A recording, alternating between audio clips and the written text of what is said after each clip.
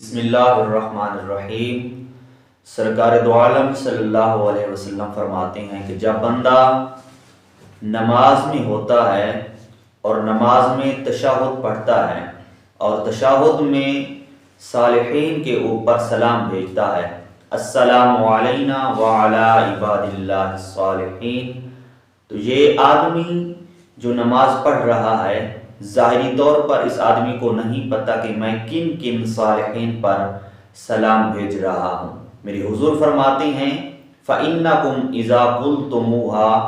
كُلُّ عَبْدٍ لِلَّهِ صَالِحٍ فِي السَّمَاءِ وَالْأَرْضِ، کہ زمین و آسمان میں جتنے بھی صالحین ہیں تو اللہ تبارک و تعالیٰ اس بندے کی طرف سے تمام صالحین پر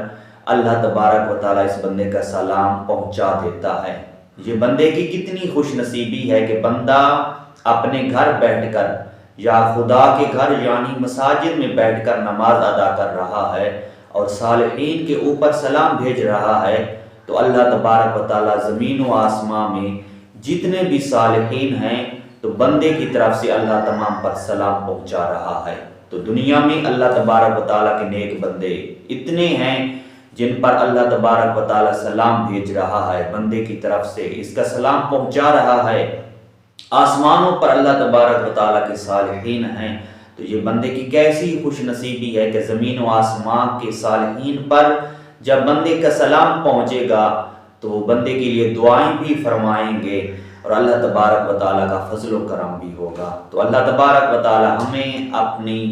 عبادات اور اللہ تبارک و تعالیٰ ہمیں اپنی ساری زندگی اپنی فرما برداری میں گزارنے کی توفیق عطا